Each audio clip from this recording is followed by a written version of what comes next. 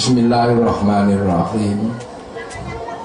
Bismillah, alhamdulillah, wassalatu wassalamu ala rasulillah Sayyidina Muhammad ibn Abdillah wa ala alihi wa ashabihi wa azwajihi wa dhurriyyatihi wa ahli baitihi wa man tabi'ahum bi ihsanin ila yaumil qiyamah. Para alim, para ulama, para habaib yang kita cintai,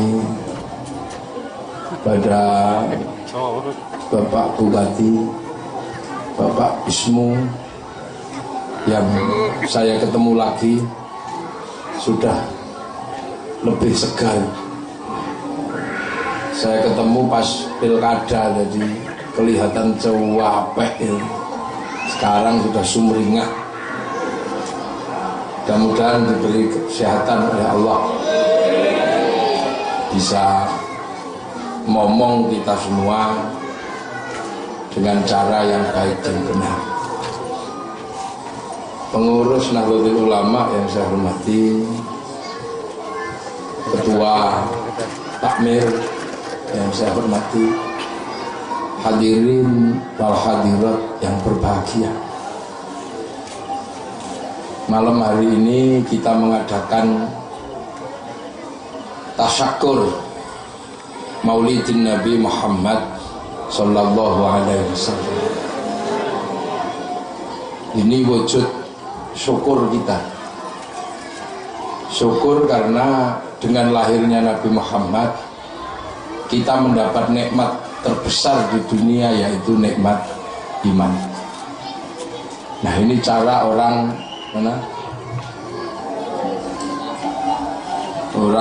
Sangatta ini menunjukkan syukurnya, caranya seperti ini.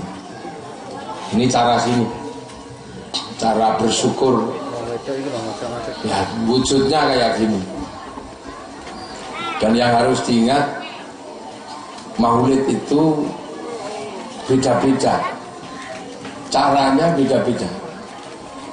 Kalau di sini ya gini, ini ada janurnya, ada tumpengnya, ada ingkungnya, ada telurnya. Itu biasa nih gitu. Ya begini, ada itu apa yang diketik-ketik, telur. Nah, telur itu yang asik. Duitnya nggak ada. Oh, di bendera itu. Nah, itu baru benar-benar mulutan Indonesia. Ini cara orang sini. Jangan kalah sama caranya orang Jogja. Orang Jogja itu kalau mulutan, masak nasi dandangnya 1000. Dandang tahu? Dandang untuk masak nasi itu jumlahnya 1000. Nanti satu dandang itu isinya 1 kilo beras. Nah, begitu nanti mateng dijadikan satu sak tumpeng. Maka di Jogja itu tumpengnya gedenya sak masjid. Pak Ismu nggak tahu itu. Nanti dikeluarkan. Nah, besok ini keluar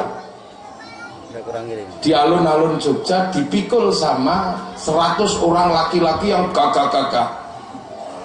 Nanti dijarah sama seluruh masyarakat, dimakan. Nah, nanti sisa-sisa makanan itu dibawa pulang. Kambingnya dikasih, sawahnya dikasih, kolam ikannya dikasih. Anak yang nggak dapat jodoh kasih, nggak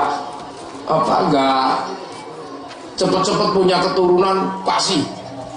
Itu di Jogja. Telurnya ada 5. Di puncak tumpeng besar itu ada telur 5. Ditusuk pakai bambu. Nah, telur itu jadi rebutan, paling banyak yang berebut. Kalau dapat telur 1 harganya 5 juta. Ya. Kalau yang nekat dapat 5-5-nya berarti dapat 25 juta. Mungkin sekarang harganya sudah di atas 10 juta satu telur itu. Itu nanti dijadikan jimat. Itu model Jogja ya, jadi tidak usah gumun. Nah, di Jawa Timur, di Nganjuk itu ada mulutan yang agak aneh. tempatnya Kiai Zainuddin Gedong Sari, Mojosari. Itu kalau mulutan selama seminggu itu festival jaran kepang. Iya, Mbah Zainuddin itu gurunya Mbah Wahab Hasbullah, pendiri Nahdlatul Ulama, itu mulutan. Nah di Magelang ada, di Watu Congol tempatnya Mbah Dalhar, itu mursyid Thariqah Syadiliyah. Itu kalau mulutan ada wayangannya, ada dangdutannya. Ya. Terus nanti terakhir keluar makanan yang banyak suka-suka. Nah itu di tempat lain ada, kayak di Padang juga ada, di Jambi ada namanya tabui. Tabui membawa arak-arakan yang dihias. Nah itu yang di Indonesia lah, Sangata modelnya begini, ini model Sangata ini. Kalau di Turki beda lagi. Di Turki itu kalau mulutan 20 juta orang kumpul di lapangan Istanbul baca maulid dari habis subuh sampai tengah malam nanti terus keluar. Masyarakat menyediakan makanan apa saja ada. Kalau di sini soto ada, terus coto ada. Mau di sini ibaratnya ini. Apalagi orang Banjar itu yang pinter-pinter masak itu. Boy rajanya kue itu orang Banjar. Pokoknya belum ada tandingannya di Indonesia kalau bikin kue kayak orang Banjar itu. Udah ada. Mau dari kue kering sampai kue basah itu Banjar itu jagonya. Itu keluar semua di Turki di baratnya gitu. Semua bebas makan. Nah, yang anak-anak bisa mengambil seluruh mainan anak-anak gratis. Nah, yang tua-tua yang pengen kulkas, ambil kulkas pinggir jalan. Ada itu Turki. Yang luar biasa lagi itu Chechnya. Chechnya itu negara bagian Uni Soviet. Kalau maulid keliling negara dipimpin langsung Presiden Ramadan Kadyrov, mengarak gelas. Yang gelas itu pernah dipakai minum sama Rasulullah. Habis itu keliling sholawatan, tangtung keliling negara. Nanti berhenti di lapangan ibu kota, makan apa saja suka-suka di situ ada, makan. Di negara-negara Arab kalau mulutan luar biasa, pacuan kuda tradisional, panahan tradisional, baca maulid, ada al-habsyi, ada berjanjian, ada tiba, suka-suka. Habis itu makan. Dan yang hebat itu gunung-gunung dikasih makan, kebun binatang kasih makanan. Di Turki juga sama, kebun binatang kasih makan, gunung-gunung dikasih makan. Di sini dulu juga sapi dikasih makan, buaya dikasih makan dulu. Lu ya, nasi mulutan ini ada sebagian dulu yang di sini dikasih ke sungai-sungai untuk jadi makanan buaya. Nah, di Arab Saudi dulu juga mulutan. Yang orang Makkah kumpul di tempat lahirnya Rasulullah, yang orang Madinah kumpul di makamnya Rasulullah. Ini kesaksian Ibnu Hajar Al-Haytami. Cuman di Makkah ini besarnya luar biasa kalau mulutan, kayak musim haji, obor menyala di mana-mana.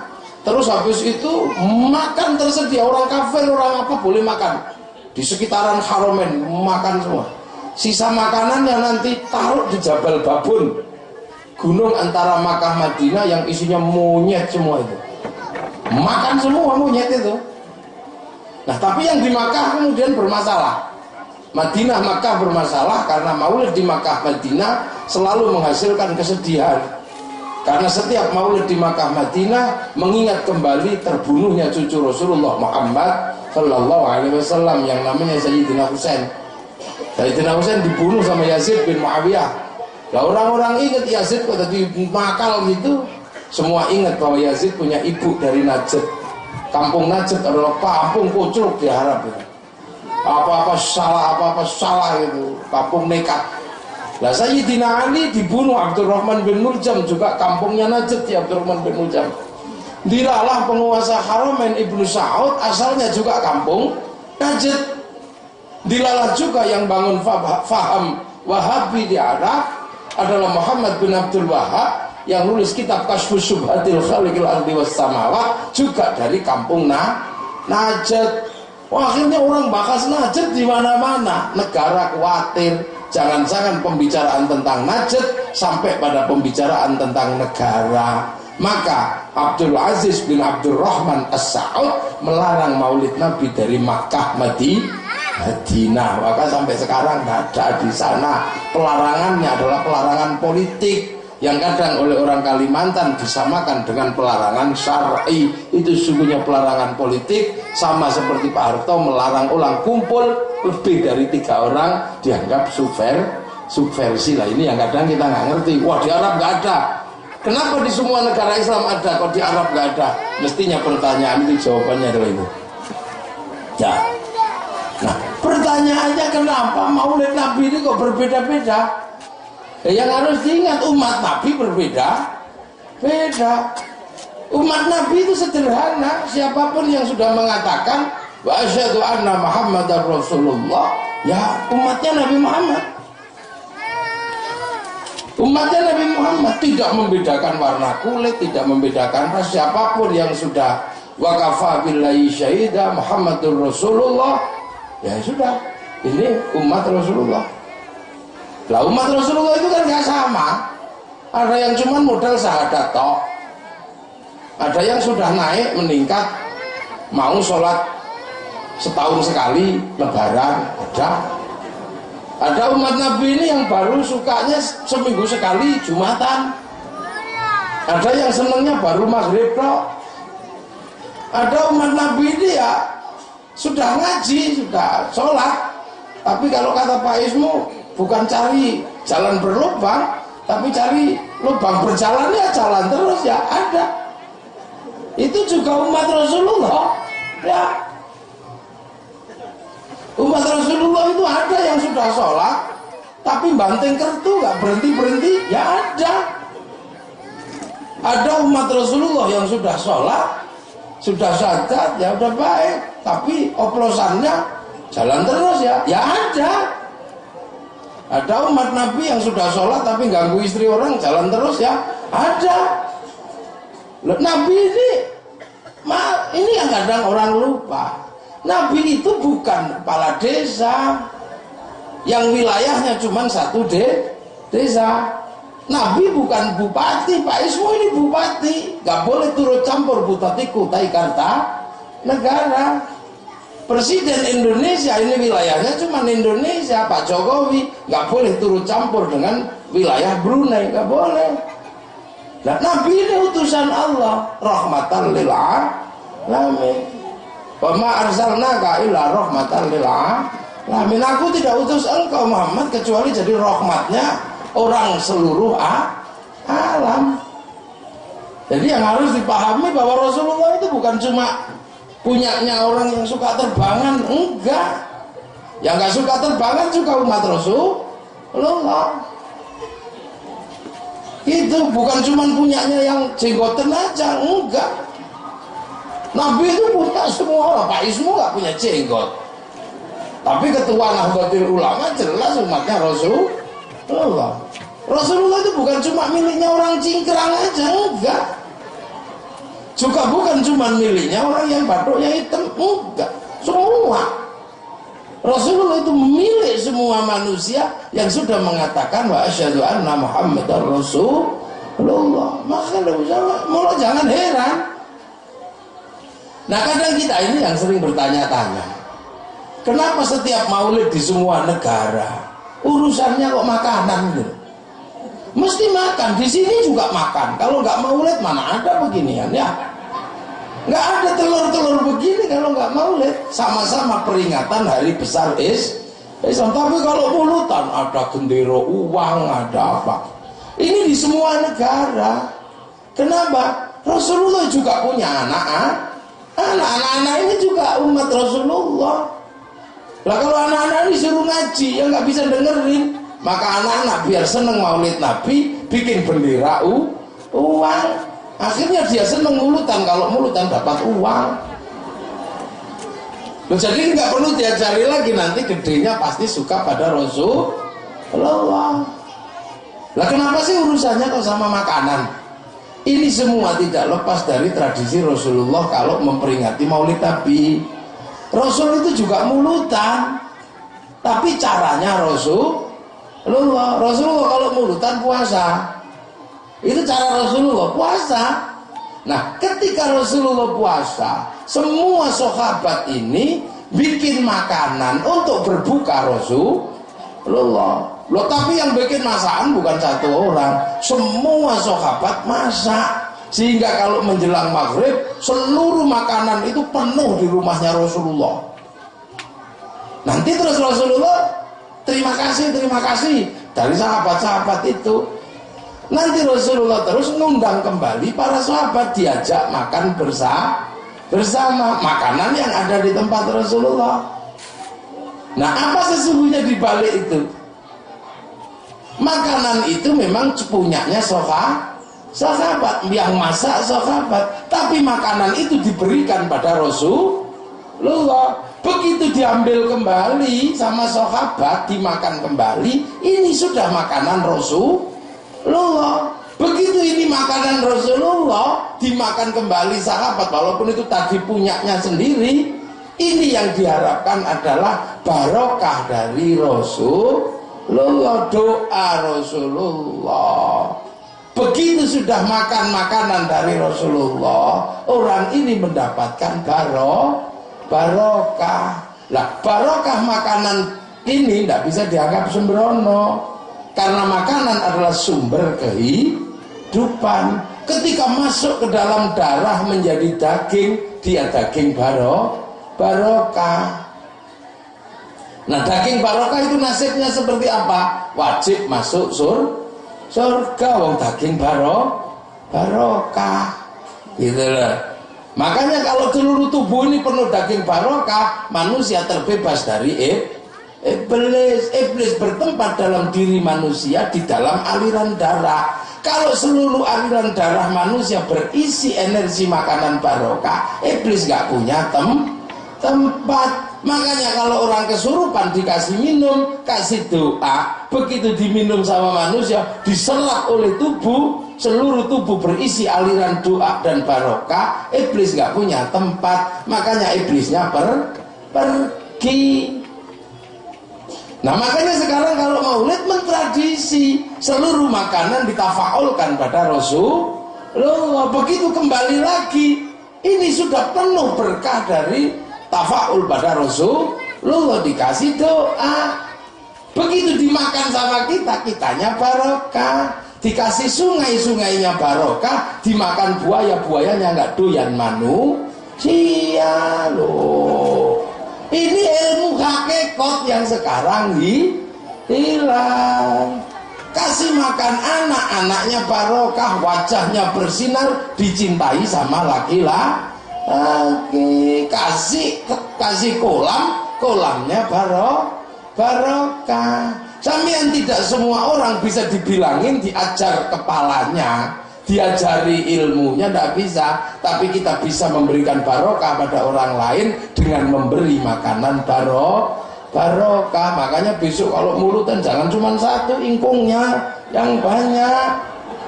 Biar nanti sopir-sopir truk yang nggak sholat itu bisa sampean kasih makanan barokah. Saya ini tukang uji coba. Daerah-daerah yang nggak bisa diajak baik dengan dituturi, dengan dinasihati, saya doakan dan saya kirimi makanan barokah. Tidak lebih dari 4 tahun rata-rata berubah menjadi masyarakat yang baik. Nah, makanya saya itu heran kok tiba-tiba sekarang ada orang anti berkat, itu heran saya. Ini ilmunya dari mana gitu loh. Padahal iblis itu paling stres kalau di dalam diri manusia ada makanan barokah. Paling stres iblis itu. Menghilangkan pahalanya mata mudah. Ngaji begini berzikir la ilallah. Iblis kalau mau menguras pahalanya mulut gampang. Pulang dari sini iblis mendatangkan perempuan pakai celana pendek, naik motor nungging gini. Terus sampean lihat bilang, wow, nah sudah hilang pahalanya mulut. Tapi pahalanya daging barokah, iblis gak bisa ngusir. Dan iblis gak punya tempat orang kalau mendapatkan makanan yang penuh doa. Loh, gitu loh. Maka kadang saya itu curiga kalau sekarang ada orang-orang anti berkat, jangan-jangan ini temennya iblis ini. Iya, jangan-jangan loh, semua loh. Ulama mana sekarang, coba ini ada orang Banjar, ada orang Banjar. Di Banjar itu kalau guru saya ini, saya sering ke sana. Kalau sudah bikin maulid, makanannya bisa sampai hitung. Banyak makanan. Dan itu dari mana? Dari masyarakat. Yang masyarakat berharap timbal balik begitu itu sudah dinisbatkan pada Rasulullah, dikasih doa pada cucu-cucu Rasulullah, para pewaris Nabi, kembali lagi sudah jadi barokah. Emang kalau guru saya ini sapinya beli, enggak, dapat dari masyarakat berharap apa yang diberikan kepada guru saya ini akan menyampaikan menjadi makanan barokah. Kali ini yang hilang, makanya hidup kita nggak berkah.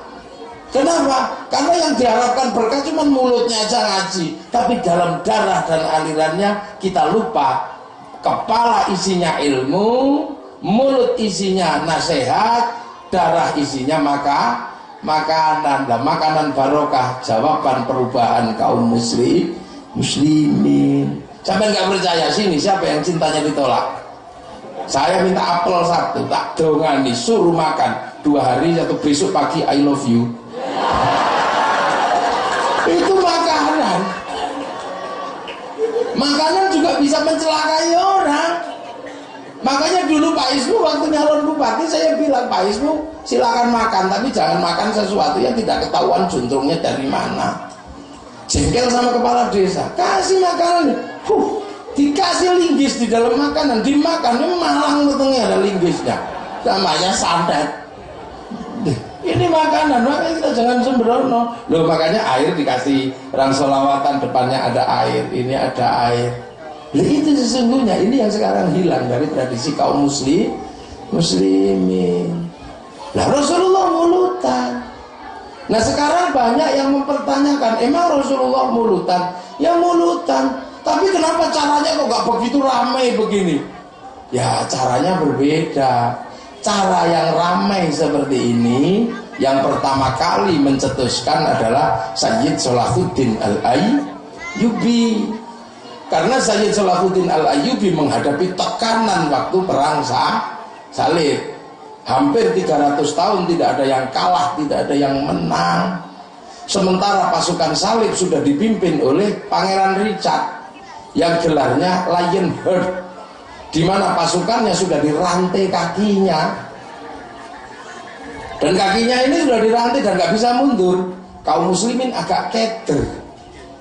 Maka bagaimana membangkitkan semangat kaum muslimin? Disitulah orang diingatkan kembali pada Rasulullah, bahwa Rasulullah itu juga penuh kecapean dan penuh kesulitan dalam menjalankan amanah Allah, walaupun Nabi. Maka kemudian saya Salahuddin Al-Ayyubi bikin sayembara, sudah deh, mari kita ingatkan kembali manusia kepada Nabi. Dibikin sayembara penulisan apa? Penulisan riwayat Rasulullah. Maka menanglah berjanji itu, sebar janji memenangkan lomba itu. Setelah itu orang pasti diceritakan. Nah, menceritakan kisah Rasulullah ini dilakukan secara besar berjamaah agar orang tahu cerita kembali tentang Rasulullah, karena cerita Rasulullah sudah mulai hilang. Nah, agar orang tidak takut mati zaman segitu, diajak kembali ziarah ke makam-makam para syuhada. Nah, agar orang lurus pikirannya pada Allah, diajak berzikir. Itu programnya saya Salahuddin Al-Ayyubi. Jadi ada wasilahnya. Orang diingatkan kepada Rasulullah dengan cerita terhadap Rasulullah dan sholawat. Orang dibikin tidak takut mati, diajak ziarah kubur para syuhada. Agar orang hatinya manteng pada Allah, tumaknina, diajak zikir. Disitulah maka sholawat, zikir dan ziarah bersatu dalam upaya menegakkan kalimah Allah. Dan ternyata cara itu berhasil. Sayyid Salahuddin Al-Ayyubi mampu merangkai kekuatan untuk persiapan perang terakhir di Antokia. Ketika itu sudah menjadi, maka seluruh kaum muslimin tergerak. Yang dari Maroko pengen datang ke Antokia, cuman gelombang lautan Atlantik terlalu besar. Maka ulama-ulama Maroko membuat doa. Ini asal-muasalnya Pak Ismu ini dari Maroko ya. Ulama Maroko membuat doa. Karena kalau harus menyeberang lautan Atlantik terlalu besar gelombangnya. Kayu di sana tidak memungkinkan untuk dijadikan perahu. Maka yang dilakukan para ulama membuat doa untuk meredamlah laut, terciptalah khizib yang dikenal dengan nama khizib bahri. Itu khizib perang. Makanya petani jangan sering-sering baca khizib bahri, sumurnya sat. Ya. Nah, yang dari Afrika Utara ini mesti melewati padang Kalahari. Di mana petir di Kalahari itu semut jadi sambar petir. Maka para ulama Afrika Utara membuat doa, gimana petir tidak nyambar orang, terciptalah khizib yang namanya khizib barqi, yang bunyinya narutu bikal ada imingkul liwijat dinabis bimnan bukti bisyatat itu. Lah yang dari Asia mesti melewati terusan Suez, diintai oleh orang Eropa. Bagaimana lolos, tidak dikejar dan tidak ketahuan, terciptalah yang namanya khizib latif. Nah nanti ketika berkecamuk perang, apa yang harus dilakukan? Sandarkan kepada Allah, terciptalah khizib yang namanya khizib nasor. Maka khizib nasor jangan dibaca setiap hari kalau tidak ada musuhnya, nanti ributnya sama istri.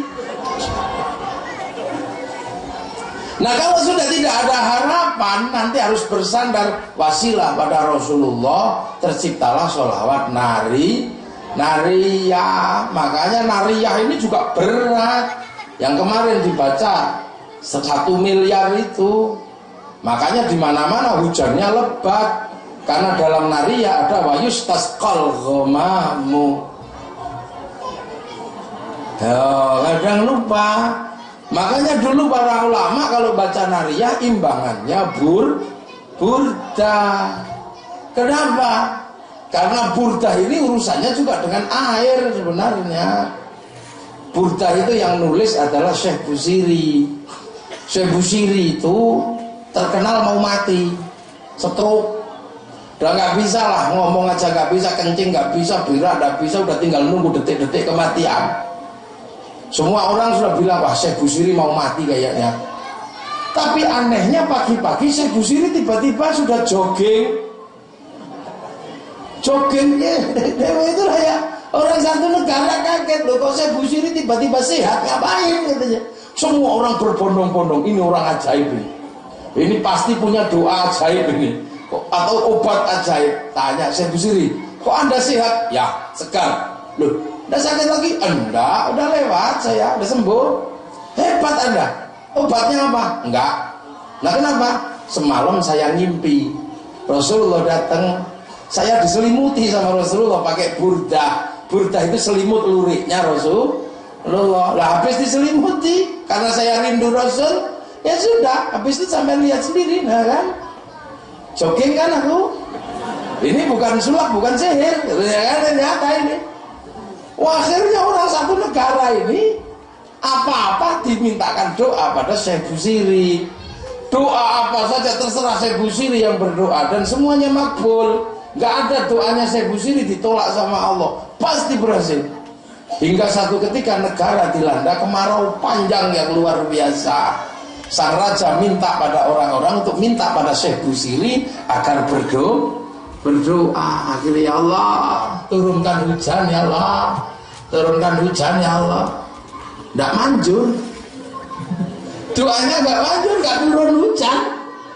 Sampai minta 7 kali nggak turun-turun hujan. Syekh Busiri malu.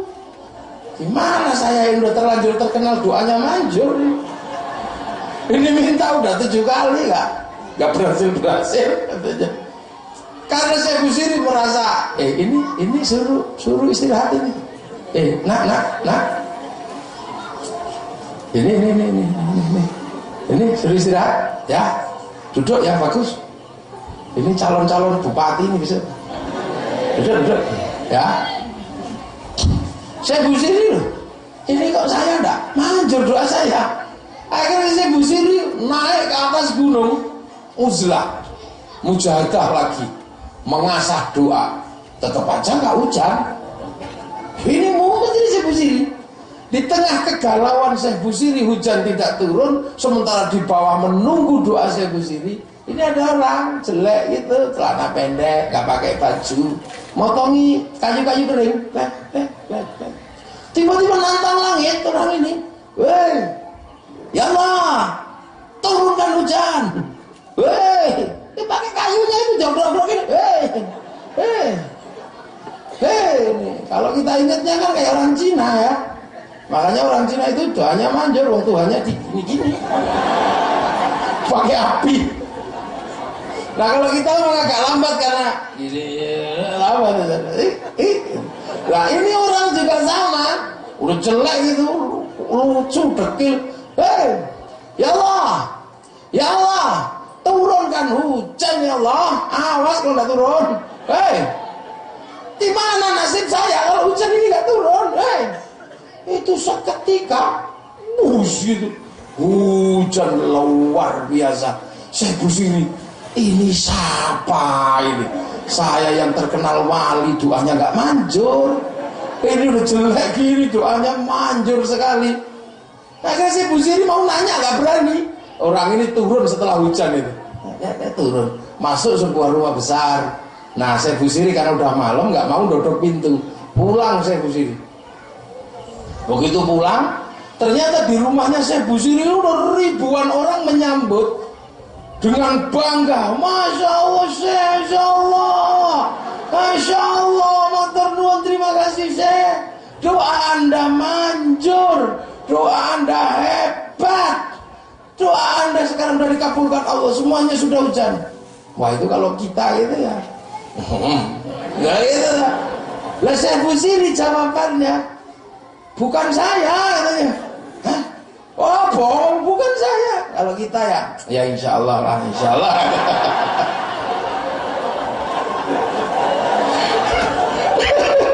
Loh ini kasus ini itu sama-sama Mbak Makrus pernah itu dimintai tolong di daerah Jawa Timur itu untuk menutup dam yang belah itu, menutup dam yang belah.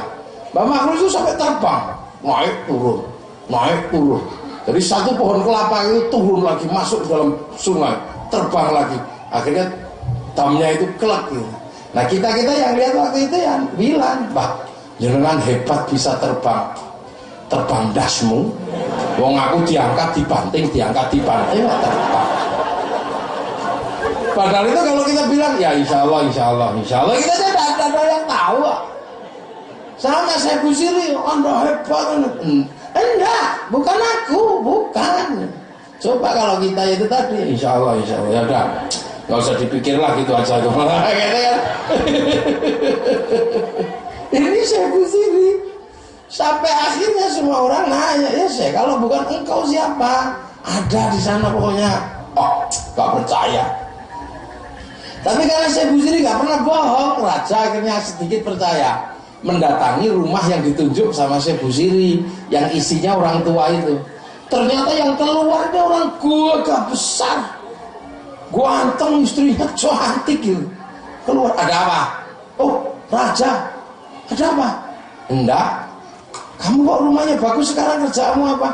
Oh saya penjual budak raja. Oh budakmu banyak mau beli? Gak usah beli, gratis saja. Bawa keluar budaknya dijual. Mana sih? Enggak ada ini. Yang kakak-kakak ini semua? Enggak, jelek kok orangnya. Kamu masih punya lagi enggak? Masih ada. Jelek itu, tua itu. Coba yang itu. Nah itu tukang makan kuda itu loh. Itu tukang ngasih makan kuda. Ya udah itu keluarin. Begitu keluar itu. Nah ini dia orangnya. Yang ini. Oh yang bener. Iya bener aja ini. Akhirnya orang ini diboyong ke kerajaan. Dan raja pengen ngerti ibadahnya apa orang ini kok sampai begitu manjur. Taruh rumah di samping istana, setiap malam diintip sama raja. Nah orang ini kalau sujud nggak bangun-bangun, kalau ruko juga nggak bangun-bangun, kalau takbir gini ya juga nggak ruko. Lah pas ruko lama raja ini ngantuk. Ini jatuh baik gitu. Yang di dalam dengar, ya Allah, saya pengen ibadah hanya khusus untuk Engkau ya Allah. Kenapa malam ini ketahuan saya? Daripada nanti itu membuat hati saya menjadi tidak bersih kepadamu, tolong matikan saya deh sekarang. Kek mati. Nah, orang ini rasanya aduh, baru dapat lihat wali aja udah mati. Nah itu makanya terus kemudian ini biasanya imbangan. Nariyah itu imbangannya itu. Makanya kita jangan salah. Ini semua sesungguhnya dalam rangka membuat wasilah kepada Rasulullah. Orang bagaimana mau cinta sama Rasul kalau tidak kenal Rasulullah? Bagaimana orang bisa dekat kepada Allah kalau tidak punya bahasa kepada Allah dengan zikir? Itu kita bagaimana bisa dekat untuk tidak takut mati kalau tidak berziarah ke makam para pahlawan. Jadi loh, maka saya kadang jadi heran. Karena terus catatan kemenangan perang di Antioquia dicatat bahwa Islam menjadi menang karena punya jalan menuju nabinya, jalan menuju Tuhannya, dan jalan menuju kematiannya. Maka semenjak itu kemudian orang tahu kalau mau menghancurkan Islam, jangan hilangkan Rasulullahnya, jangan hilangkan Allahnya, jangan hilangkan cintanya kepada akhirat, hilangkan aja jalannya. Maka kemudian ada yang menghilangkan jalan cinta pada Rasulullah, sholawat mulai dihindari. Nah itu sama, sampean bangun rumah tingkat 2, nggak ada yang wajib. Mau tingkat 2, mau tingkat 10 itu nggak ada yang wajib. Yang wajib cuma satu, bikin tangga. Nah bikin tangga itu wajib lah. Tangga menuju Rasulullah, sholawat. Tangga menuju Allah, zikir. Tangga menuju keberanian jihad, melihat kuburan. Loh kok sekarang tanda-tanda jalan-jalan itu coba ada yang menghilangkan. Nah ini loh, maka jangan heran sekarang Islam ini banyak bermasalah. Nah itu. Jadi maulid Nabi yang pertama itu seperti itu. Cuman kenapa sekarang berbeda-beda? Ya memang umat Rasulullah beda. Jadi tidak apa-apa. Ada yang tidak suka mulutan, ya umat Rasulullah. Yang tidak suka mulutan. Ada yang malah benci maulid Nabi, ya itu juga umat Rasulullah. Yang benci maulid Nabi. Ada yang cuma pakai celana cingkrang aja, ya tidak apa-apa. Itu juga umat Rasulullah. Nyanyi orang banyak Rasulullah ini. Nah ketika kita malam hari ini kan supaya kita bisa meneladani Rasulullah. Nah meneladani Rasulullah itu kalimat umum. Laqad kana lakum fi Rasulillahi uswatun hasanah. Ini kalimat umum, diomonginnya enak, dijalankannya susah. Kenapa? Ada jarak antara Makkah Madinah dengan Sangatta. Ada jarak antara tahun 600 dengan tahun 2016. Nah ini yang membuat pasti berbeda. Makanya kalau kita meneladani Rasulullah, itu diajarkan oleh para ulama kalau nggak hati-hati. Karena Rasulullah sampai kepada kita itu adalah cerita dari para ulama. Yang ketemu langsung Rasulullah itu sahabat, dan kita nggak pernah ketemu sahabat. Kita hanya ketemu ulama. Lah ulama ini hanya ketemu dengan guru-gurunya. Kan gitu. Di Banjar ada Tuan Guru Zaini. Nah Guru Zaini Guru Bangil gurunya. Guru Bangil muridnya Kiai Hasyim Asy'ari. Nah kita juga di sini ada Nahdlatul Ulama muridnya Kiai Hasyim Asy'ari. Nah, guru-guru di mana-mana dulu ya muridnya Kiai Hasyim Asy'ari. Lah Kiai Hasyim Asy'ari juga cuma murid dari Kiai Asy'ari. Kiai Asy'ari murid dari Kiai Khairan. Kiai Khairan murid dari Kiai Abdul Halim. Kiai Abdul Halim murid Kiai Abdul Wahid. Kiai Abdul Wahid murid Kiai Sufyan. Murid Kiai Jabbar, murid Kiai Abdul Rahman, murid Pangeran Sambu, murid Mbah Benowo, murid Mbah Cokrojoyo Sunan Geseng, murid Jeng Sunan Kali Joko, murid Sunan Bonang, murid Sunan Ampel, murid Mbah Ibrahim Asmoro Kondi, murid Syekh Jumadil Kubro. Syekh Jumadil Kubro murid Syed Muhammad murid Syed Ahmad Jalaluddin. Syed Ahmad Jalaluddin ini hebat ini. Ini orang Islam. yang didatangkan ke kerajaan Campa untuk mendamaikan konflik antara kerajaan Annam sama kerajaan Campa. Dua kerajaan Hindu bertarung, juru damainya umat Islam. Kalau bukan saking hebatnya nggak mungkin lah, wong ini Hindu kok minta didamaikan orang Islam. Dan begitu dua kerajaan itu damai, kerajaannya diserahkan sama siapa? Diserahkan sama Sayyid Ahmad Jalaluddin. Kan aneh ini. Umat Islam betapa hebatnya menjadi resolusi konflik. Nggak kayak sekarang, maka malah umat Islam sering menjadi konflik. Hanya persoalan jenggot aja ributnya sampai hari akhir. Iya kan, ada yang bilang dibilang goblok, dibilang apa, ribut aja kayak ini umat Islam. Karena yang berjenggot juga tidak semuanya pintar, memang ada yang goblok. Lu kan gak semuanya pintar. Pak Ismu gak berjenggot pintar. Saya mau berjenggot karena bodoh gak jadi. Gak semua. Nah, Sayyid Ahmad Jalaluddin mendapatkan pelajaran dari gurunya Sayyid Abdul Malik. Sayyid Abdul Malik diajari gurunya Sayyid Alawi Amil Faqih, murid Sayyid Ahmad Sohib Mirbat, murid Sayyid Ali Khalid Qasam, murid Sayyid Alwi, murid Sayyid Muhammad, murid Sayyid Alwi, murid Sayyid Ahmad Al-Muhajir, murid Sayyid Aisyah An-Naqib, murid Sayyid Ubaidillah, murid Sayyid Muhammad, murid Sayyid Ali Uraidi, murid Sayyid Musa Kadim, murid Sayyid Ja'far Shadiq, murid Sayyid Muhammad Bakir, murid Sayyid Ali Zainal Abidin, murid Sayyidina Hasan Husain, murid Sayyidina Ali. Nah ini yang murid Rasulullah. Ya. Loh, makanya sampai harus hati-hati nyontoh Rasulullah, karena sekarang akhir-akhir ini banyak orang nyontoh Rasulullah malah konslet. Nah ini kan harus hati-hati. Di mana cerita ada orang mari kita kembali pada Quran dan Sunnah, hasilnya ribut. Afghanistan dulu damai tentram, begitu muncul orang-orang yang mari kita kembali pada Quran dan Sunnah, hasilnya Taliban. Di Suriah ada orang yang mari kita kembali pada Quran dan Sunnah, hasilnya ISIS. Nah di sini dikit-dikit ada orang mari kembali kepada Quran dan Sunnah, hasilnya apa-apa dibid'ahkan. Iya enggak? Ini saya tajak ngaji saya biar terbuka. Enggak usah marah-marah. Karena kita udah terbiasa marah-marah akhir ini.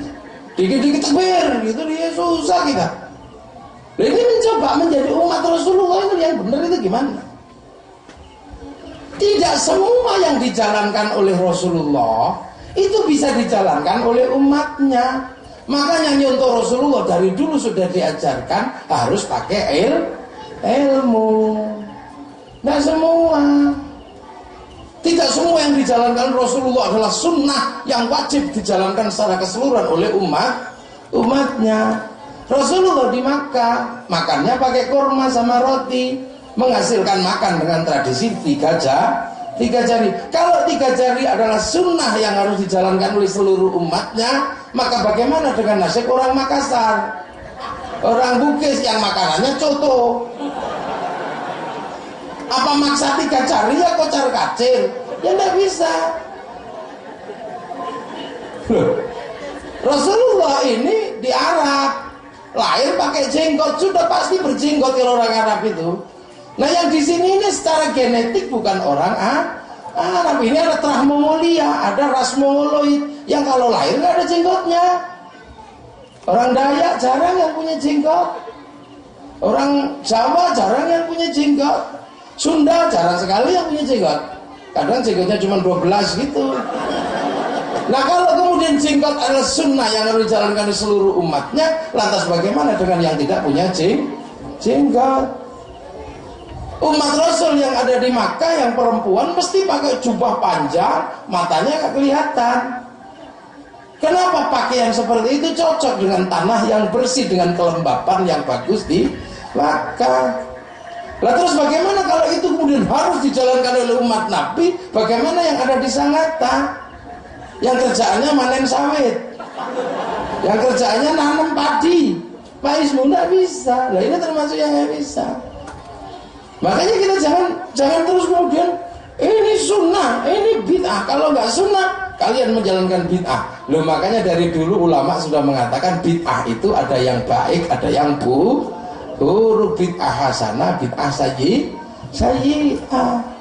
Nggak bisa, Rasul tidak pernah kurban pakai sapi, kurbannya unta. Tapi di sini adanya sapi sama kerbau. Maksa kurban pakai unta, tangkap polisi sampean. Karena nyuri untanya kebun binatang. Nah ini udah. Nah sekarang ini yang lagi tren adalah mari kaum muslimin jangan berkawan dengan orang kafir. Ini lagi tren ini Pak Ismu. Seluruh Indonesia kayaknya lagi tren ini, imbas dari gerakan Monas. Ini lagi tren di mana-mana. Umat Islam harus jauh dari orang kafir. Nah kalau di Mekah bisa. Nah kalau di sini ya nggak bisa gimana? Kalau pergi haji bisa. Walillahi 'alan nasi hijjul baiti man istata'a ilaihi sabila. Itu ke Mekah. Tapi urusan pemberangkatan, sampai nggak mau sama orang kafir, artinya nggak bersentuhan dengan orang Yahudi dan Nasrani, ya sudah nggak usah pakai pesawat.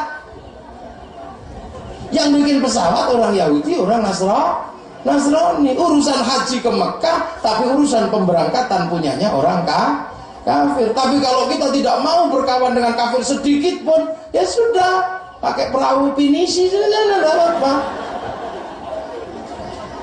Pendidikan Rasul itu nggak begitu. Mari kita tarik uang kita dari bank kafir, Pak Ismu. Mari kita tarik uang kita dari bank kafir, terus dibawa kemana? Taruh di bank syariat. Semenjak kapan ada bank syariat? Di mana ada bank Islam? Saya mau nanya. Pak Ismu tahu nggak ada bank Islam? Bank itu jualnya obligasi, bukan emas. Obligasi itu seluruhnya yang mengatur adalah Bank Devisa New York. Bank Devisa New York pemilik saham terbesarnya Rothschild Rockefeller, pengusaha Yahudi. Yang itu dikendalikan oleh Wall Street di sana. Yang akhirnya salah satunya dibom di WTC itu. Oh iya ya.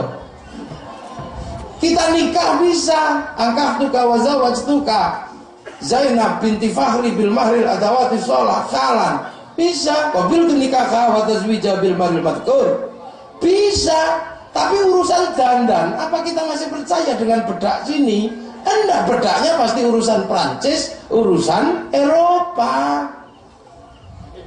Karena warga kita kalau bikin bedak masalah, mau beras ditumbuk ya belum kabeh. Umat Nabi tolong dipahami ya. Ajakan-ajakan itu enak sifatnya, tapi begitu dilak masalah. Makanya kalau ada gerakan itu dimanapun jadi masalah. Enak, memang kalau didengerin. Coba, ayo. Misalnya kayak sekarang orang selalu ribut. Lihat itu pemerintah, nggak bisa melindungi rakyatnya. Masa pekerja dari Cina semuanya masuk ke Indonesia? Itu kalau didengerin enak. Tapi apa kita lupa bahwa Indonesia adalah pengekspor tenaga kerja terbanyak di dunia? Kalau orang Indonesia bisa keluar, masa orang luar nggak bisa masuk sini? Ya sudah, begitu orang Indonesia suruh pulang lagi ke Indonesia semuanya. Nanti biar Pak Ismu menjadi pusing karena banyak kembali maling. Dah. Mari kita harus keras sama orang kafir. Jangan terlalu toleran. Kiai kalau terlalu toleran adalah kiai liberal, kan mesti begitu.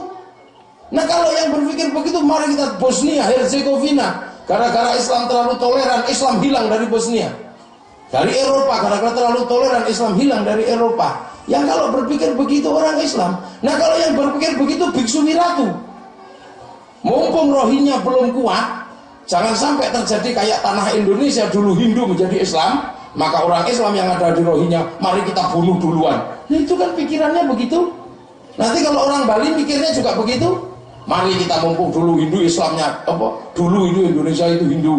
Gara-gara kita terlalu toleran, maka kemudian Hindu hilang dari tanah Indonesia. Mumpung Bali masih berkuasa orang Hindu, mari kita bunuh orang Islam. Nek mikirin ngono kabeh ndak ada habisnya.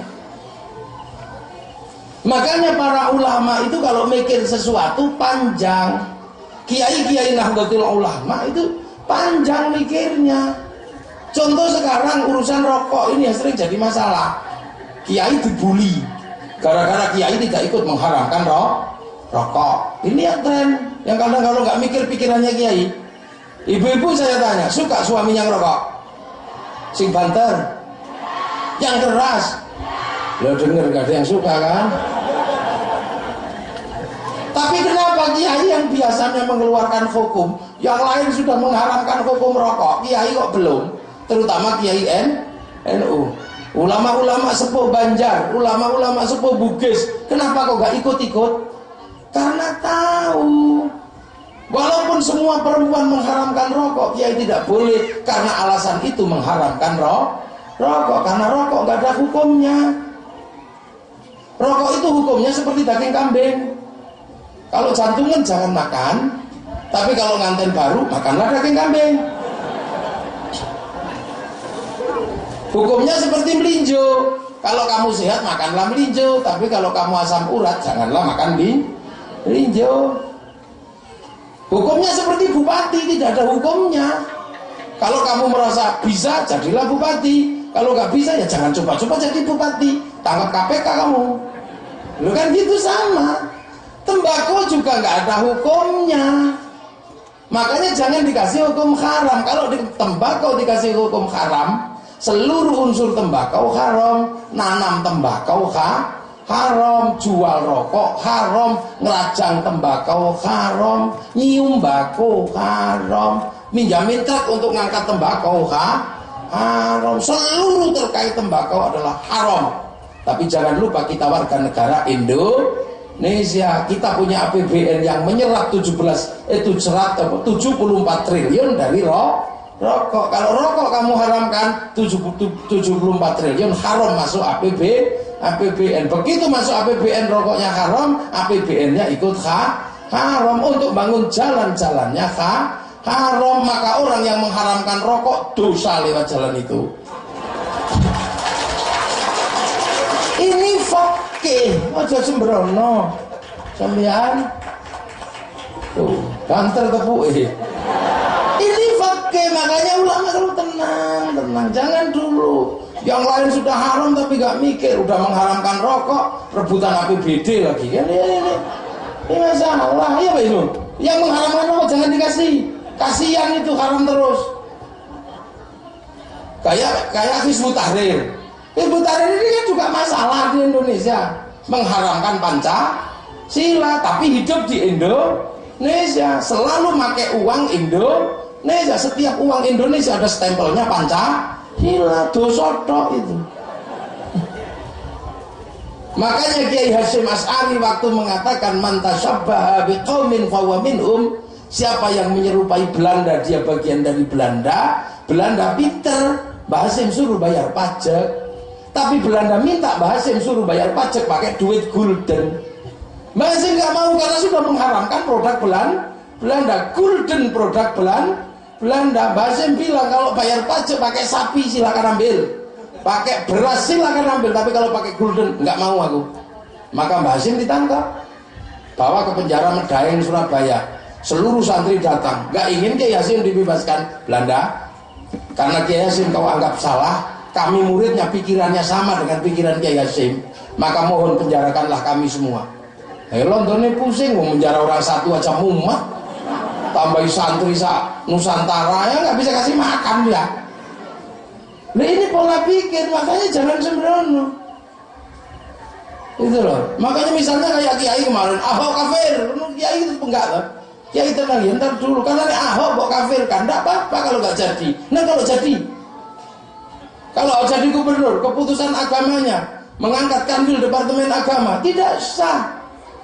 Kalau dia mengangkat kanwil Departemen Agama secara undang-undang sah, secara syar'i enggak sah, karena sudah sampean kafirkan.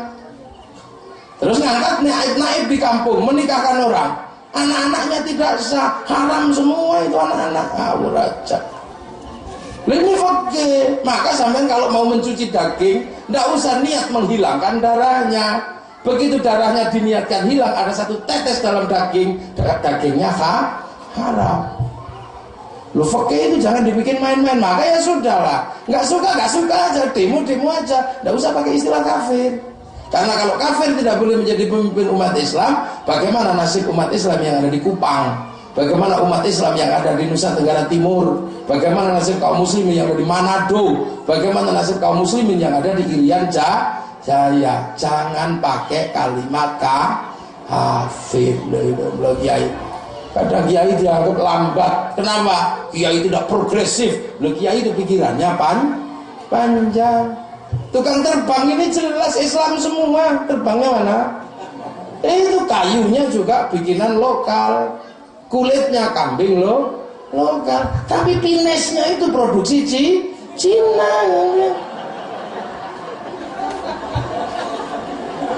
Loh, terus mau apa sampean?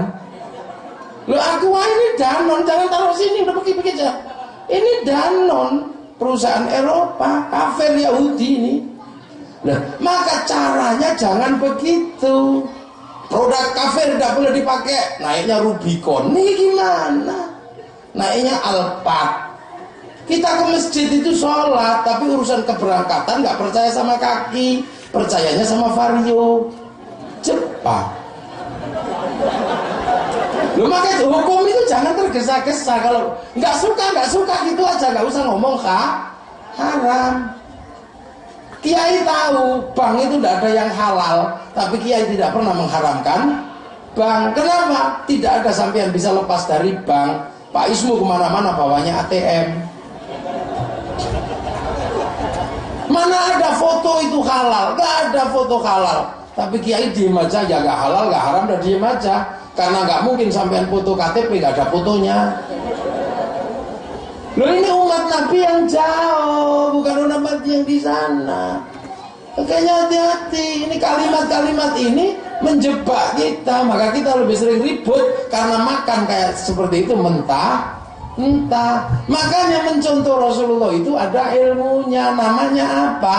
Ahli sunnah wal jamaah.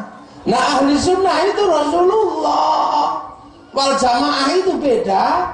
Wal jamaahnya Rasulullah itu sahabat, wal jamaahnya sahabat itu tabiin, wal jamaahnya tabiin itu tabiin, wal jamaahnya tabiin itu tabiin. Dan sampean wal jamaahnya siapa? Wal jamaahnya ulama. Ya gayanya beda. Wal jamaahnya Rasulullah tidak dituliskan Quran karena sahabat apal Quran. Tapi sahabat ditinggal Rasulullah nuliskan Quran untuk bawahnya. Yang Sayyidina Abu Bakar menyebut bid'ah, Sayyidina Umar tidak. Ya kan? Akhirnya sahabat punya Quran untuk tabiin. Begitu tabiin ditinggal sahabat, tabiin kesulitan mengajarkan karena bawahnya nggak bisa baca, wong longkek-longkek koyo cacing. Maka tahun 65 Hijriah Quran dikasih titik-titik oleh Abul Aswad Ad-Du'ali, nun atas bak bawah tak 2 tak 3. Disebar lagi generasi ini nggak ada. Maka Quran dikasih harokat oleh Syekh Khalil bin Ahmad Al-Farahidi, gurunya Imam Syibaweh, tahun 150 Hijriyah, Fathah Kasrah Dhammah. Bawahnya lagi disebar Quran yang baca semakin jauh. Orang Andalusia suruh wadduha, keluarnya wadduhe. Orang Turki suruh mustaqim, keluarnya mustaqin. Orang Padang suruh lakanut, keluarnya lakanui. Orang Sunda suruh alladzina, keluarnya alladzina. Orang Sunda. Jawa alhamdu alkamdu, ya hayu ya qayyum ya kayu kuyoka. Yumu wong duwene ana coroko. Robbil alamin punyanya monggo botongo, keluarnya Robbil ngalamin. Ramadan keluarnya Romelan karena Toto Sowolo gak punya dot. Orang Bali suruh sirotol, keluarnya sirotol ladzina an'amta. Orang Bugis alaihim. Wong Benang bangang. Abdurrahman berdua mang. Orang Bugis, iya Pak itu ya. Orang Bugis kan punya sendiri. Nah ini maka terus kemudian dunia harus disetarakan untuk biar bisa baca Quran. Ulama membuat jalan keluar, nulis kitab At-Tajwid fi Qiraatil Quran, yang nulis namanya Abu Ubay Qasim bin Salam. Loh, itu baru generasi keempat aja, teorinya udah banyak. Habis itu biar orang ngerti sholat, ada namanya madhab beda-beda, nyari Quran beda-beda, karena Quran tafsirnya macam. Makanya kalau dengar Quran tafsirnya berbeda, nggak usah pusing. Aulia dari dulu tafsirnya adalah bukan semata-mata pemimpin, tapi teman baik. Lah semenjak kapan aulia bermakna gubernur itu ke kapan? Sejak ada Ahok kan gitu. Loh makanya wal jamaahnya kita beda. Zaman Rasulullah orang ya kalau cinta sama Rasulullah itu cukup datang pada Rasulullah, nggak perlu pakai begini pusing itu nggak perlu. Wong langsung ya Rasul pengen gulai apa mie ayam, gulai mas. Nah sekarang sudah datangnya susah, ya kan susah datangnya, ngantrinya 17 tahun. Akhirnya kita cuma bisa nempelin gambar Masjidil Haram, Masjid Nabawi. Nah Rasul nggak boleh dipatungkan. Rasul itu digambar juga nggak boleh, bisanya cuma disebut. Maka cara mencintai Rasul hari ini ya sering-sering menyebut Rasul dengan gaya orang Indo. Nih ya gayanya kayak begini nih. Jadi gitu. Kalau gaya Jawa ya gayanya Kanjeng Nabi Muhammad lahir nang Mekah dinane Senin 12 Mulut tahun gajah wong Jawa.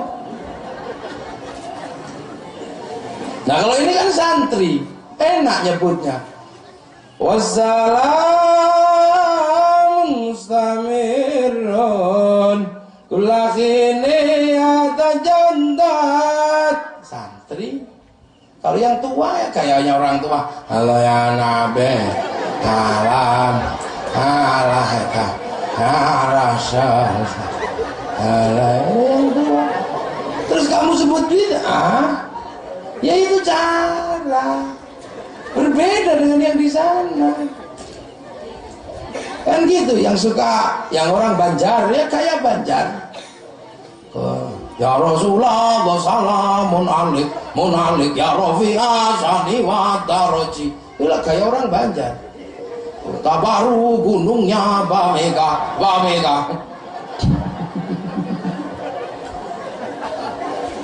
Ya itu. Yang suka dangdut dengan gaya dangdut. Ini gaya dangdut. Ya Rasulullah salamun alik. Tereng nih kan. Rasulullah salamun alaik deneng ya Rafi'an syani wa antaraji. Teruskan anta fatahya ya wailal jud ya wailal jud duhai senangnya pengantin baru. Kan gitu gayanya. Nah ini ahli sunnah wal jamaahnya ulama di Indonesia. Iya, yang suka India ya kayak India. Ya Rasulullah salamun alaih ya Rafi'asya Al-Bata ya jiratal alami ya wailal jud nahnu jiranum bidal alami karamil ikhsan tumhi umat aduh tumhi itu India kan ini kalau dibilang. Nah ini jangan, nggak usah dibilang ribet. Cara orang Indonesia. Yang Jawa ya kayak Jawa. Ya Nabi salam alaika, ya Rasul salam. Nah, ya Habib salam alaika, salawatullah. Ayo praune wis nengara. Inilah gaya Jawa. Coba Jawa yang putus cinta ya gayanya beda lagi. Gaya putus cinta ini. Ya Nabi salam alaika ya Rasul salam ya Habib salawat yen arep cerita karo sapa Jawa yang Sunda ya dengan gaya Sundanya ya Rasulullah salam salamun alaik ya Rafi'a syani wa darajib adfataya jiratal ratal alami ya hailal jub eslilin ma cecer. Ini Sunda punya gayanya, ini hanya ada di Indonesia. Saya udah keliling dunia, tahu saya hanya Indonesia yang punya cerita seperti ini.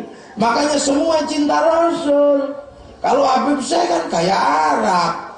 Ya nana, ya nana, ya nana, ya nana, ya nana bi Muhammad zalikal fadlu min Allah.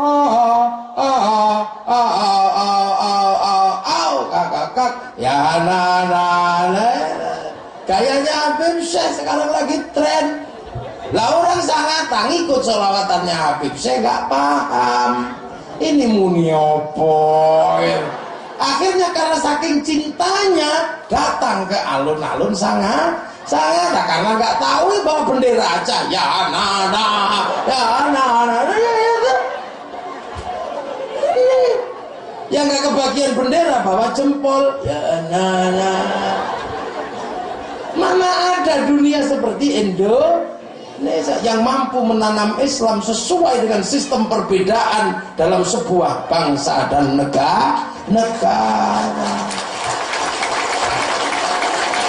Nah ini ahli sunnah wal jamaah. Sholat ya sama sholatnya, tapi kalau cara di sini kan berbeda. Adzan subuh cara Arab sama cara sini beda. Kalau di Arab kan as-sholatu khairum minan naum gitu. Itu gaya Arab. Kalau gaya Indonesia gaya sangat kan as-sholatu khairum minan naum.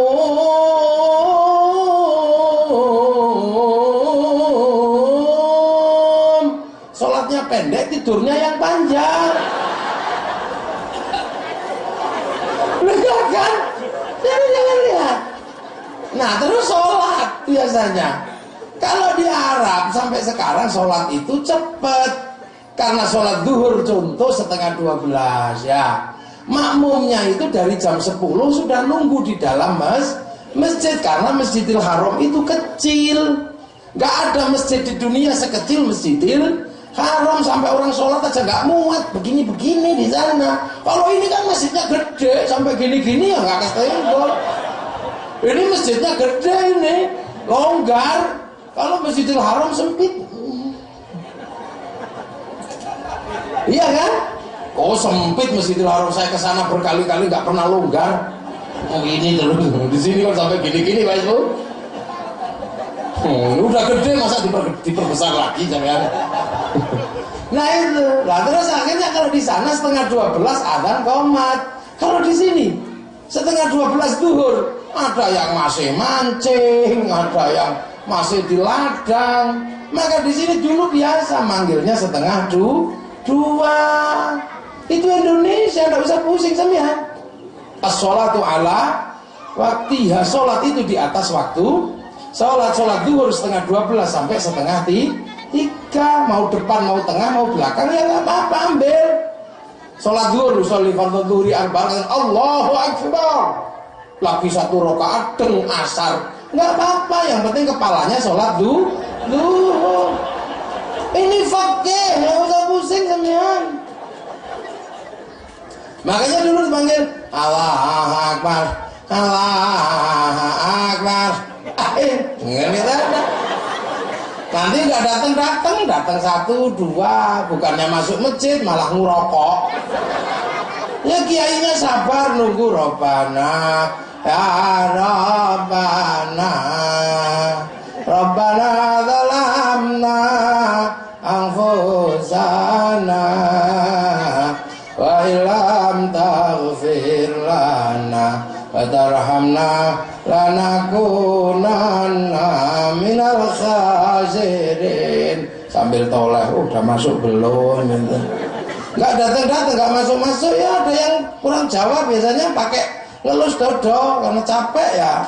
Ya nambani atine dhewe. Tombo ati kulimo tak warnane wis tombo ati ora mlebu-mlebu capek marah diuruki anjang-anjang tuh ya ndal masuk. Itu hanya ada ditemukan di Indonesia. Terus sholat, gayanya murid Nabi di sana sama murid ulama beda. Murid Nabi Allahu Akbar dipanah kakinya nggak kerasa. Murid sini Allahu Akbar. Tululit es krim. Allahu Akbar ting ting ting bakso. Coba kalau sholat ada yang ngentut tit gitu. Tol. Lah ini sholatnya bocor. Lah karena bocor maka ulama Indonesia nambal sholat bocor dengan zikir la ilaha illallah la ilaha illallah la ilaha illallah. Enggak usah protes. Sahabat kalau berzikir terdiam, kenapa kita cerewet dan gedek-gedek? Ya kalau kita harus gedek-gedek.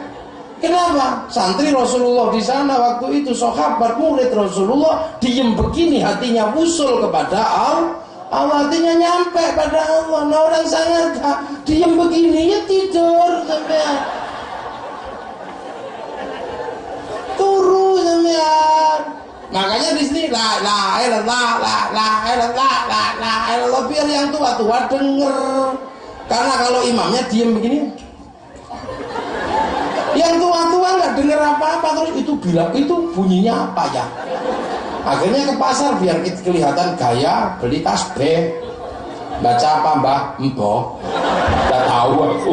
Orang diem aja dia. Lah ini biar tahu. Ini Indonesia. Hajinya juga beda. Hajinya tetap ke Mekah. Tapi kalau di sini beda. Nempel dulu gambar Masjidil Haram, terus daftar. Lah kalau sudah daftar, latihan dulu bikin Ka'bah palsu. Kutai Timur punyanya bagus sekali itu Ka'bah palsu itu. Pak Ismu kok gak takut ditembak sama malaikat itu? Kok Abroha bikin Ka'bah palsu aja dibedel sama malaikat? Oh itu saya udah kesana. Ka'bah lebih gede kayaknya. Oh besar itu. Labbaik Allahumma hajjah, Ka'bahnya palsu. Ini kan gitu. Ini Indonesia. Ka'bah palsu ada untuk mengajarkan sampai pada Ka'bah beneran. Terus yang pergi haji diantarkan ke asrama haji di mana? Di balik papan. Nah yang antar itu kan berapa orang? Banyak, ada satu bis. Yang pergi haji diantar ke asrama haji. Yang antar kemana? Yang belok ke kebun binatang, tempat rekreasi. Nah ini Indonesia indah. Ayo. Jadi maka ahli sunnah wal jamaah itu beda turutannya, beda-beda. Makanya sampai ini dua wal jamaah neng muridnya ulama karena hanya ketemu sama ulama. Yang ketemu Nabi gayanya beda, ketemu sahabat gayanya beda. Lah sekarang enggak maunya semuanya begini. Rasul jenggotan semua, Rasul cingkrang semua. Lah yang nasibnya nggak punya jenggot terus cingkrang gimana coba? Lah jangan lupa Rasul itu punyanya orang banyak. Lah itu kadang ulama dibikin, itu sukanya ulama bikin-bikin. Enggak. Rasulullah dibikinkan seperti itu dengan cara disebut beda-beda. Rasul punya orang banyak. Kalau nggak punya orang banyak ya nggak bisa kok. Wayang itu nggak bisa untuk seluruh orang, nggak bisa. Wayang itu cuma punyanya orang Jawa. Di bahasa Indonesia kan jelek. Om bumi gonjang kanjeng langit kelap-kelap. Om bumi berguncang-guncang langit berkedip-kedip. Jelek. Jelek. Indonesia Raya itu punya Indonesia. Dibahasakan Jawa jelek. Enggak sama. Indonesia tanah airku, tanah tumpah darahku. Bahasa Jawa jelek. Indonesia lemah banyuku.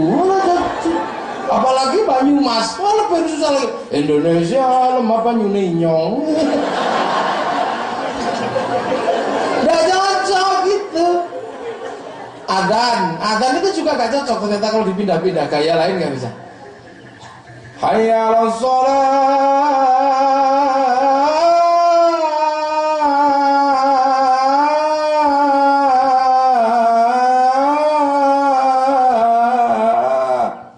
Dan gak kuat lisan. Coba pakai dangdut, rusak. Hayya 'alas shalah, hayya 'alas shalah, rusak. Nggak bisa. Makanya jangan ngawur menuduh ulama bikin ya nggak bisa kok.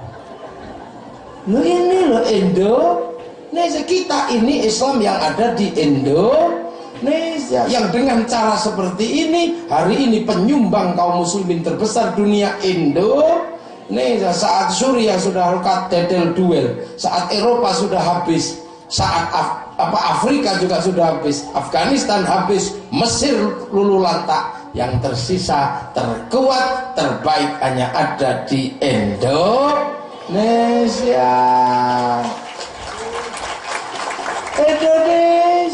Tenang aja, memang Indonesia ini lain dari yang lain. Nggak usah khawatir sampai jadi warga muslim Indonesia. Yang muslim nggak usah jauh-jauh nyoto sana, nggak Indonesia. Karena apa? Allah sudah menciptakan bangsa Indonesia. Dulu sama kita ini, semua manusia itu sama dari Nabi Adam kok. Dari Nabi Adam semua, cuman begitu pindah-pindah. Makanya kita kan disuruh lihat Jabal Rahmah. Kaum muslimin ini nabi terakhir. Nabi yang harus bertemu dengan sekian budaya yang sudah ada, harus ketemu dengan sekian agama yang sudah ada. Maka Islam biar gak lupa dengan perjalanan dunia, disuruh ibadah haji. Pertama suruh nengok Ka'bah. Ka'bah adalah jejak manusia pertama di muka bumi. Itu adalah petilasannya Nabi Adam. Inna awwala baiti wudi'a lin-nasi lalladzi bi Bakkah mubarakah. Biar juga nggak lupa suruh tengok Jabal Rahmah. Itu adalah kisah cinta pertama kali di muka bumi antara Nabi Adam dan Siti Hawa, dikasih tanda Jabal Rahmah. Yang dari situ semua manusia. Ada yang pindah akhirnya ke Eropa jadi hitam, jadi putih-putih besar-besar, rambutnya merah. Ada yang pindah ke Cina jadi tembem-tembem, sipit-sipit, pipinya kayak bakpo. Ada yang pindah ke Arab, cakep-cakep, ganteng. Ada yang pindah ke Afrika, hitam, gosong kayak kopi. Ada yang pindah Indonesia, yang nggak jelas begini, jelek-jelek, yang enggak, cakep-cakep, yang enggak. Kalau kita lihat Jabal Rahmah, tahu dari situ semua. Lah kenapa? Nggak tahu kok beda-beda. Allah gak menjelaskan kenapa jadi berbeda, hanya dijelaskan itu kehendakku, wa ja'alnakum syu'uban wa qabaila lita'arafu. Dan Nabi Muhammad ingat itu, gak akan lupa. Akhirnya saya mikir-mikir, kenapa sih yang Eropa kok putih-putih, gagah-gagah, ganteng-ganteng, besar-besar?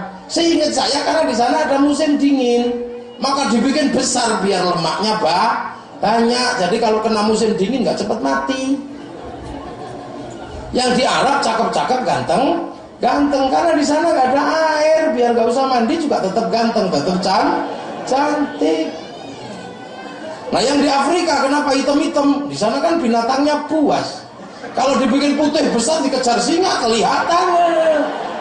Kalau dibikin hitam gitu, plesep gitu udah nggak tahu kita. Kira-kira begitu. Maka kaum muslimin dilarang antar ras manusia. Maka kalau ada orang Islam kok tiba-tiba anti Arab, anti Cina, tidak boleh. Nabi rahmatan lil alamin. Kita kadang lupa. Ya, nah kita ini kebetulan kebagian Indonesia. Kita kebagian. Jelek-jelek memang. Tapi inilah tanah terbaik di muka bumi. Qit'atun min qit'atil jannah. Tempat terbaik dunia itu di sini. Ya di sini. Makanya jangan berlagak jadi orang lain, jangan berlagu loh. Ini tanah terbaik untuk kalian yang jelek-jelek kecil-kecil ini. Allah sudah ngasih. Coba kalian hidup di Arab, panasnya luar biasa. Menumbuhkan kurma aja biayanya besar. Kalau di sini nanam kates nggak perlu nanam bijinya, makan kates, telan isinya, ngising tukul kates. Ini tanah Indonesia. Orang Eropa kalau musim dingin, nggak punya matahari dia. Seluruh daratan ini menjadi salju, seluruh air menjadi es. Makanya orang Eropa kalau musim dingin mengawetkan ikan di musim panas untuk persediaan ikan di musim dingin, namanya sarden. Nah kalian jangan makan sarden. Wong ikan fresh ada setiap hari. Ke sungai nyerok dapat ikan, mancing dapat ikan, nyetrum dapat ikan. Kalau nggak ada ikan ya kodok-kodok ya ikan. Loh ini Eropa kalau musim dingin nggak punya daun sama sekali, protein nabati hilang. Makanya orang Eropa kalau musim dingin nggak punya daun sama sekali. Satu-satunya daun yang tidak rontok daun cemara. Makanya teman-teman Nasrani kalau hari raya Natal pakai cemara karena hanya itu yang tidak rontok. Kalau Natal kok asli Indonesia iso daun jeruk, iso daun pepaya. Perempuan kalau di Eropa lagi musim dingin pigmennya hilang, kulitnya berubah kayak tekek. Makanya mereka ke Indonesia dede melantang gini, bukan porno, ya itu manasin diri kok biar sembuh. Kita aja yang ngeres pikirannya. Iya. Dulu ingat ada sinetron Maria Mercedes, tahu kan? Cuantiknya luar biasa, yang namanya siapa itu? Maria Mercedes sama satunya siapa? Betty Lavia. Apa itu cantik, tapi itu negaranya namanya Venezuela, negara terlembab di muka bumi. Habis mandi keringetan, habis mandi keringetan, habis mandi keringetan. Kalau di Afrika sampean nggak bisa dandan begini, di sana panas, nyamuknya gede-gede, nggak takut sama 3 roda, nggak takut sama cap kingkong di sana. Takutnya sama tai gajah diaduk sama kencing kuda.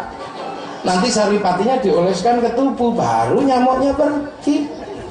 Makanya di sana orangnya jelek-jelek keluar, gitu, blonteng-blonteng karena binatangnya buas.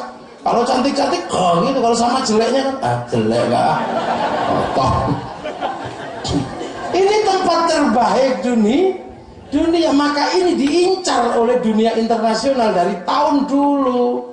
Yunani negara terbaik dunia tahun 300 mau pindah ke sini karena Yunani tahu bahwa surga tidak di Eropa, di mana air mengalir setiap tahun, matahari tidak pernah hilang selama setahun, hawa tidak panas, tidak dingin, daun tidak pernah rontok. Yunani meyakini itu surga. Maka orang Yunani mengirim utusannya namanya Bartholomeus sampai ke sini.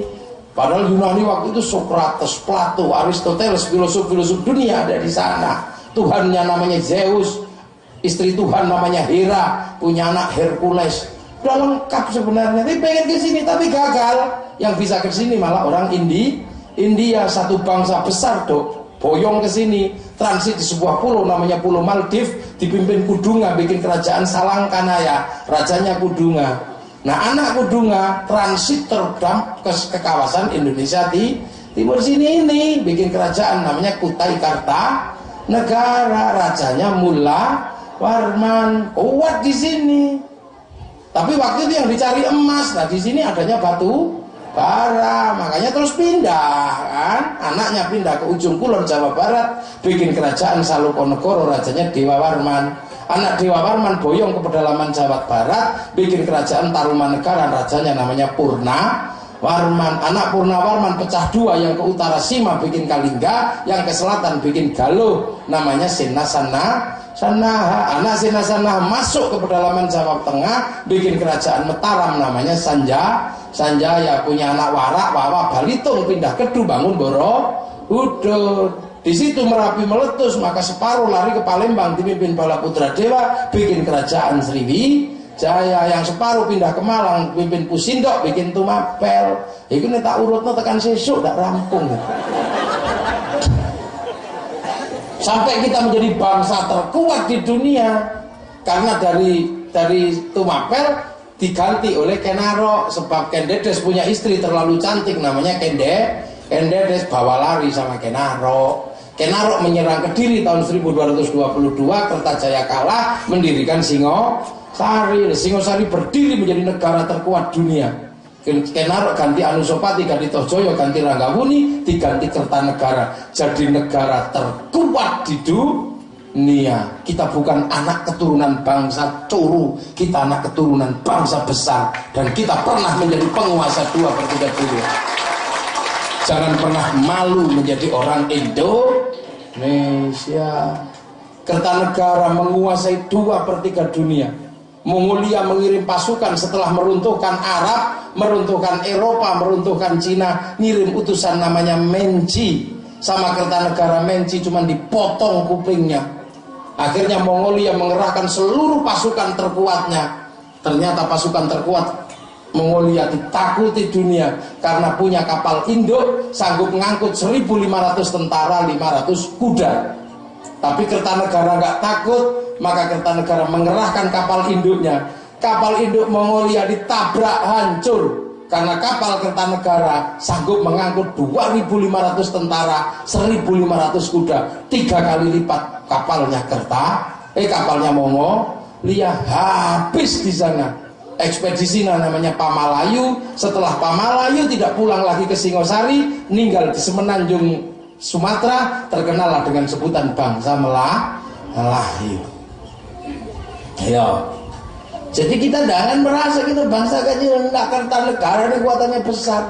Sampai sekarang kapal terbesar di dunia yang di Bukit Ararat ini sudah diteliti, kapalnya dari kayu Indonesia, kayu ulin dari sini, dan kayu jatinya dari Jawa. 100% kayu Indonesia. Kalau nanti 100% sudah diyakini itu perahunya Nabi Nuh dari Indonesia. Tapi belum, kalau itu belum. Nah ini kita kadang halu gitu loh. Makanya orang dunia aja bingung sekarang dengan Indonesia. Tahun 99 Kamdesus datang ke Indonesia mengancam Pak Harto. Pak Harto, kalau kamu nggak patuh sama IMF, bangsamu mati. Sampai cuma 2 tahun. Pak Harto takut bangsanya mati, teken tanda tangan IMF. 2016 krisis belum selesai dan bangsa Indonesia tidak mati. Yang salah siapa? Apakah yang salah alat ukurnya, atau yang salah memang rakyat Indonesia yang nggak mati-mati? Dari ini yang harus dipikir Pak Ismu, tenang. Makanya Pak Ismu jadi bupati tenang karena memiliki warga negara Indonesia. Lu coba bupati loh. Pak Ismu itu bupati, urusannya selesai jam 5 sore, jam segini masih nunggu sampean itu loh. Kalau bukan bupati Indonesia mana ada? Itu enggak ada. Bupati itu selesainya jam 5 sore. Nah ini jam segini masih nungguin. Gitu. Jam segini masih nunggu. Makanya Pak Ismu bilang, saya bukan pemimpin, saya pelayan masyarakat. Jadi milih bupati, milih gubernur itu milih pelayan. Maka gak usah ribut kayak Jakarta, milih pelayan aja ributnya kayak milih gubernur. Wong cuma milih pembantu aja kok pusing gitu kan. Nih terus sampai dari Kaltim datang ikut membantu milih pembantu. Nah usah rame-rame. Dan itu diselesaikan sama orang Jakarta. Nah inilah. Nggak ada jam segini kok bupati itu masih nungguin. Ini menandakan ini Indonesia. Orang dunia bingung. Indonesia itu kadang-kadang, kalau saya pernah nganter ya satu provinsi itu datang ke Jepang, Pak Ismu. Terus di sana lihat disiplinnya orang Jepang. Pulang ke Indonesia pidatonya, mari kita contoh orang Jepang. Jam 6 sudah di kantor, jam 5 sudah di rumah, dan semuanya tertib. Saya nggak setuju. Jangan. Kita ini bukan robot, kita manusia. Enakan jadi pejabat Indonesia. Jam 7 baru bangun. Enak, nanti masih sempat nganter anak sekolah. Jam 8 nyemproti manuk. 9 ngantor, jam 3 baru pulang, dan Indonesia tidak runtuh karena persoalan itu. Kenapa? Warga mau menunggu. Walaupun bayar pajak jalannya rusak, tetap bayar pajak. Kalau di Eropa ya nggak mau loh. Ini loh Indonesia. Beragama juga beragama ala Indonesia. Orang Indonesia itu bisa la ilallah. Itu pulang sudah tidur nyenyak. Kalau itu dicabut sama Allah, coba kalau ketenangan kalian dalam beragama adalah setelah nembak orang kayak ISIS, jadi apa coba saya? Maka berbahagialah kita, tenang hanya karena ya Allah mulut tadi.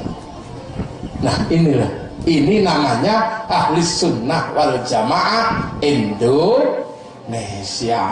Inilah cara kami, cara kita yang diajarkan para ulama itu begini. Nah ini jangan hilangkan ini ya. Amma ba'du. Nah ini amma ba'du ya, ini baru muqaddimah selesai kan. Nah saya kan belum ngaji maulid Nabi, belum, ini baru prolog. Tenang aja, sabar, saya jauh dari Jawa.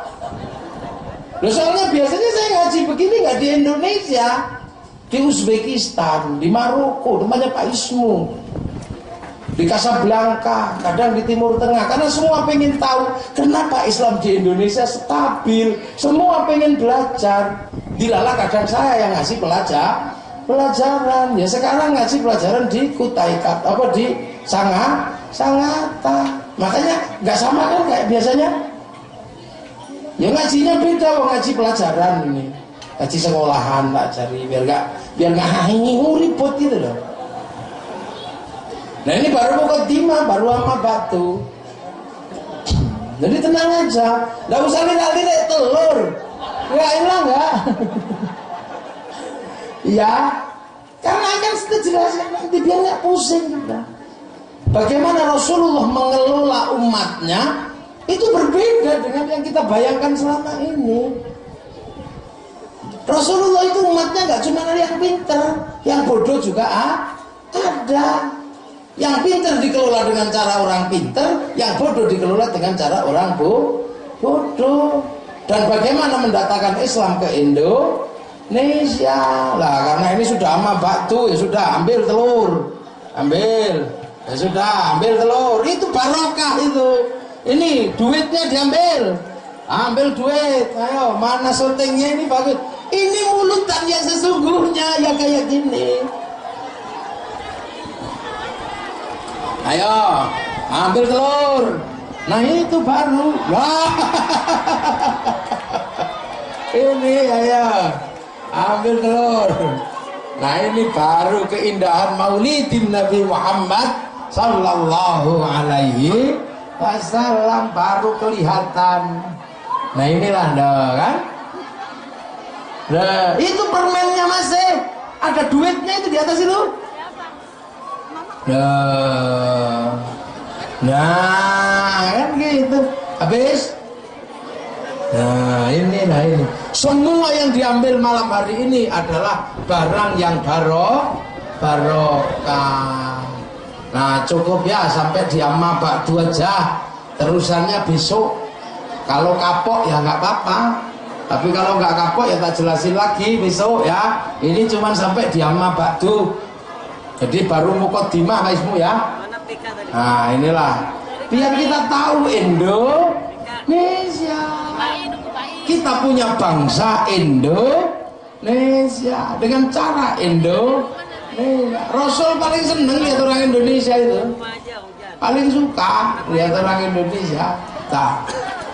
Ya, Sayyid Muhammad yang bilang, Sayyid Muhammad Al-Maliki mengatakan pernah didatangi, pernah sowan ke Rasulullah dan Rasul datang. Dipikir Sayyid Muhammad menyambut Sayyid Muhammad, ternyata nyambut rombongan di belakang Sayyid Muhammad. Ternyata yang disambut adalah rombongan orang-orang Indonesia. Maka Sayyid Muhammad semenjak itu sering sekali ke Indonesia. Jadi yang disambut ini sampean yang jelek-jelek ini loh. Umat Nabi yang belepotan kayak begini ini. Nah ini ya, mudah-mudahan kita semua mendapatkan barokah dari Allah Subhanahu wa taala. Dengan barokah Maulidin Nabi, kita menjadi umat-umat yang tidak memalukan Rasulullah, tapi menjadi umatnya yang membanggakan Rasulullah. Al-Fatihah. Wa'alaihim ghairil maghdubi 'alaihim waladdallin. Amin. Bismillahirrahmanirrahim. Alhamdulillahirabbil alamin. Hamdan na'imin, hamdan syakirin, hamdan yuwafi ni'amahu yukafi'u mazidah. Ya Rabbana lakal hamdu kama yanbaghi li jalali wajhikal karim wa 'azimi sultanik. Allahumma aslih ummat sayyidina Muhammad. Allahumma aslih ummat sayyidina Muhammad. Allahumma aslih ummat sayyidina Muhammad. Allahumma farrih ummat sayyidina Muhammad. Allahumma ja'alna ummat sayyidina Muhammad. Allahumma ja'alna auladana dzurriyyatina ahlil ilmi ahlil khair ahlil ibadah ahlil Quran wa dzul qiyamah bil iman. Allahumma ja'al biladina Indonesia, Allahumma ja'al Kutai Timur ya Allah baldatun thayyibatun wa rabbun ghafur wa abaina ummahatina masyayikhina wa jaddati wa jaddatina wa li jamil muslimina wal muslimat wal mu'minat alladhina sabaquna bil iman. Allahumma ighfir lahum warhamhum wa'afi ma'fanhum. Allahumma la tahrimna ajrahum wa la taftinna ba'dahum waghfir lana wa lahum. Allahumma ja'al qabrahum rawdatan min riyadil jinan. Allahumma anzil rahmatan wa maghfiratan ala jami' ahli al-qubur min ahli la ilaha illallah Muhammadur Rasulullah. Ya ayyatuhan nafsul mutmainnah irji'i ila rabbiki radiyatan mardiyah fadkhuli fi ibadi wadkhuli jannati. Allahumma shalli wa sallim wa barik ala sayyidina Muhammad wa ala ali sayyidina Muhammad kama shallaita ala sayyidina Ibrahim wa ala ali sayyidina Ibrahim wa barik ala sayyidina Muhammad wa ala ali sayyidina Muhammad kama barakta ala sayyidina Ibrahim wa ala ali sayyidina Ibrahim fil alamin innaka Hamidum Majid. Sallallahu alaihi wasallam Muhammadin walhamdulillahi rabbil alamin. Al-Fatihah. Inna namna alaihim ghairil maghdubi alaihim waladdallin. Amin. Ihdinas siratal mustaqim. Assalamualaikum warahmatullahi wabarakatuh. Allahumma shalli ala sayyidina Muhammad.